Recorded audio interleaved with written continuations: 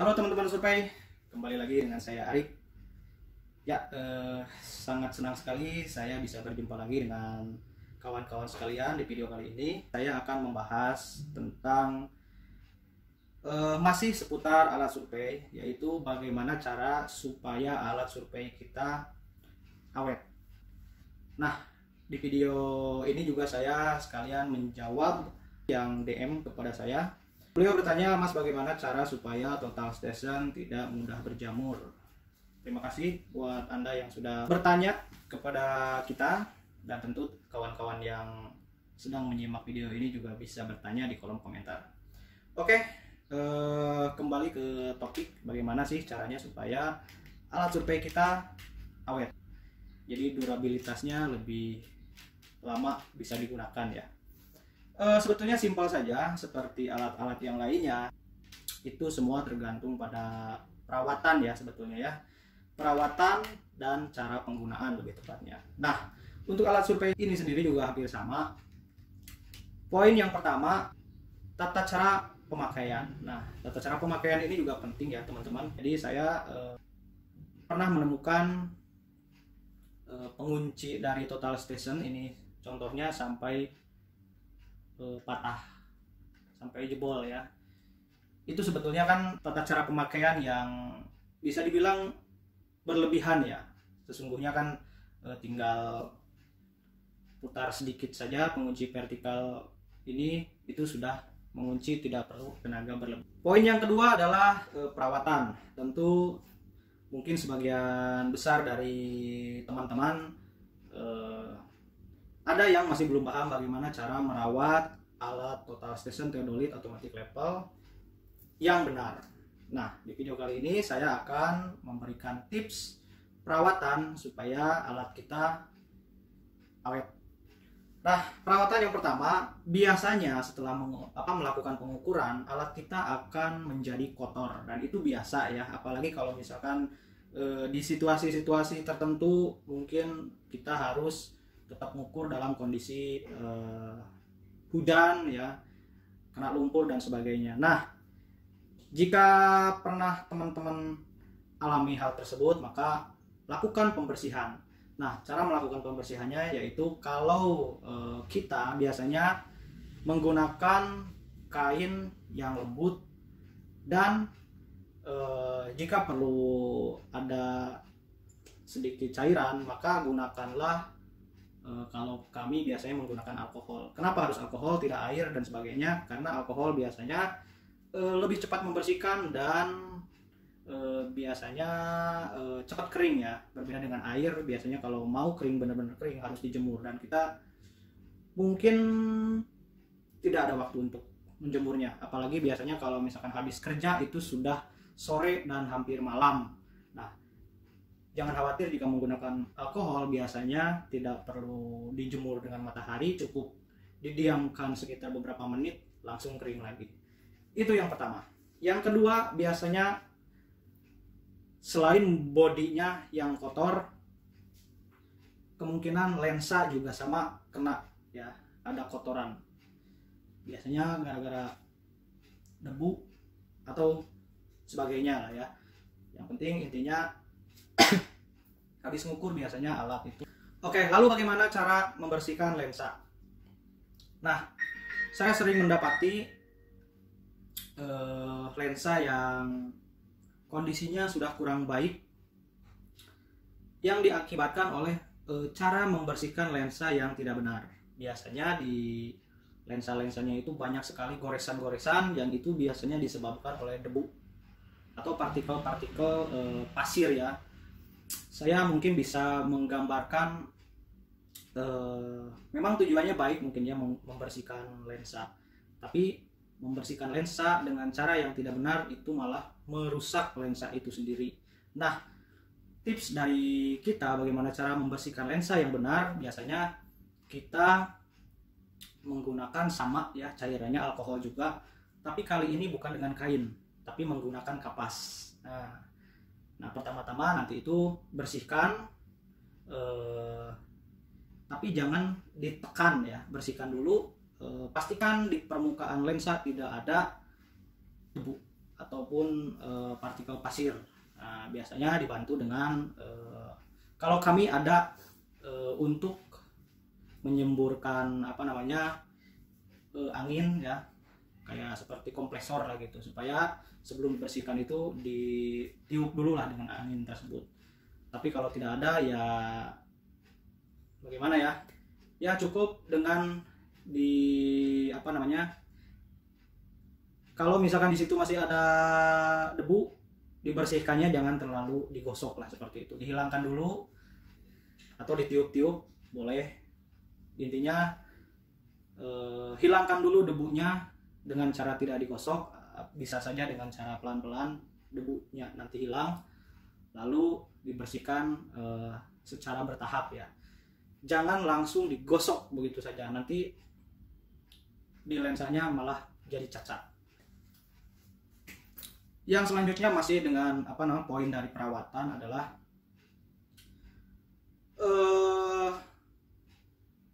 bagaimana cara kita membawa alat tersebut. Nah, penting ya, kita membawa alat survei ini harus dengan hati-hati ya. Namanya juga kita membawa alat survei, di mana alat survei ini sangat sensitif, otomatis ya bagaimana cara kita membawa alat tersebut juga sangat harus diperhatikan ya.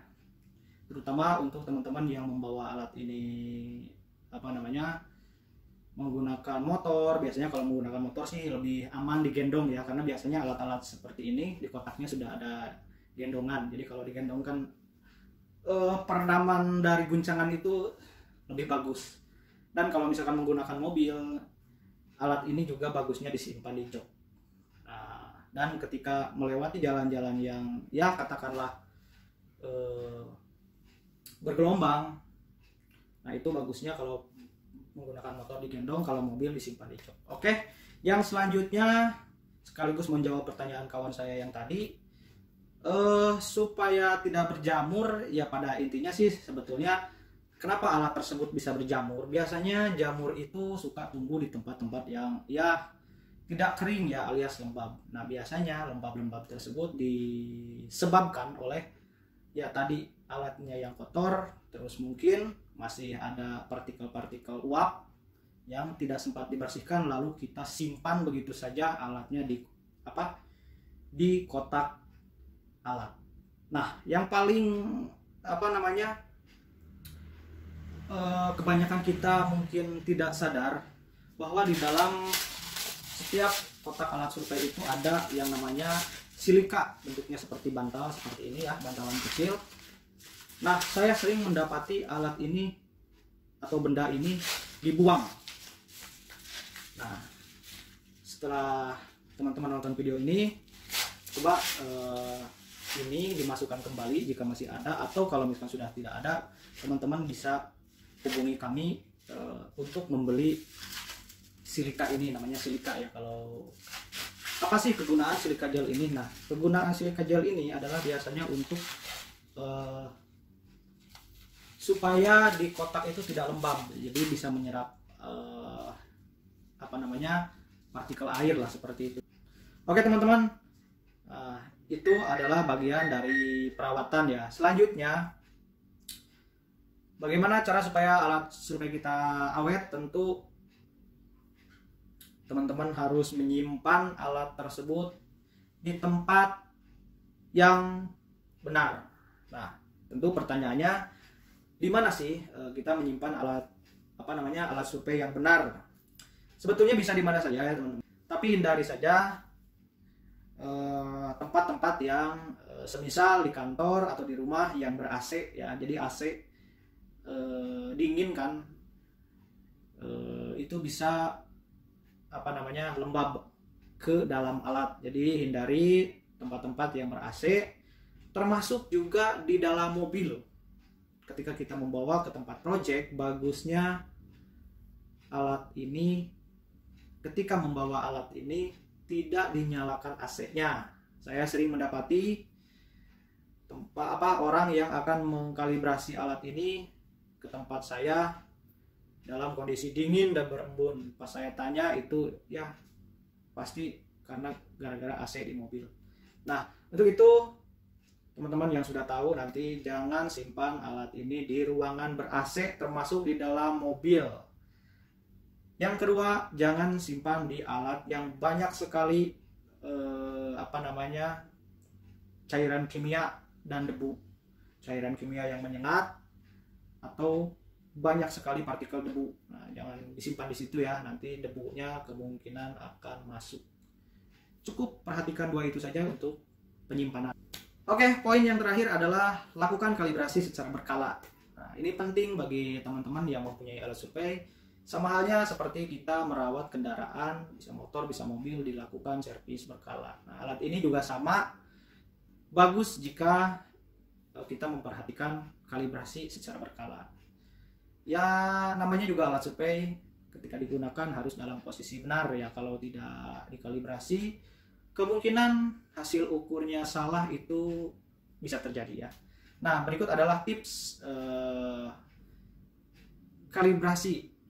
Yang pertama, memilih tempat kalibrasi. Nah, jika di tempat kawan-kawan sudah ada tempat kalibrasi, ya saran dari kami adalah lakukan kalibrasi di tempat teman-teman sendiri atau tempat terdekat dengan teman-teman ya. Karena kenapa? Ya mungkin teman-teman kalau misalkan harus ke tempat yang jauh, minimal teman-teman harus mengantarnya, atau kalau enggak menggunakan ekspedisi, yang dimana alat survei ini agak rentan dengan ya sedikit guncangan dan benturan. Jadi mengkalibrasi di tempat yang dekat, apalagi bisa diantar oleh Anda sebagai pemiliknya, itu sangat bagus sih menurut saya. Ya kecuali kalau misalkan di tempat Anda tidak ada tempat kalibrasi ya, itu pilihannya kembali lagi kepada Anda. Dan kalaupun terpaksa harus mengkalibrasi di suatu tempat yang jauh, sebaiknya Anda bawa sendiri, dan kalau misalkan menggunakan pesawat terbang, sebaiknya dibawa ke kabin. Ya disampaikan saja bahwa ini adalah alat survei, seperti itu. Dan yang selanjutnya, oh ya, ngomong-ngomong tentang tempat kalibrasi yang dekat, saya punya rekomendasi buat teman-teman, yaitu PT Alat Ukur Indosurta ya. Jadi kenapa saya menyarankan PT Alat Ukur Indosurta ya, karena setahu saya Indosurta itu sudah ada di 13 kota di Indonesia. Sampai video ini dibuat, setahu saya belum ada tempat kalibrasi alat survei sekomplit di Indosurta. Jadi Indosurta itu sudah ada di 13 kota ya, sudah ada di Aceh, Medan, Riau, Kepulauan Riau, Batam, terus di Palembang, Jakarta, Bekasi, terus Semarang, Surabaya, Balikpapan, di Makassar, di Manado, dan ya banyak lagi. Teman-teman boleh lihat, cek di web resmi Indosurta, dan di situ komplit dengan kontaknya masing-masing. Oke teman-teman, sepertinya itu saja. Pada intinya, bagaimana cara supaya alat survei kita awet ya?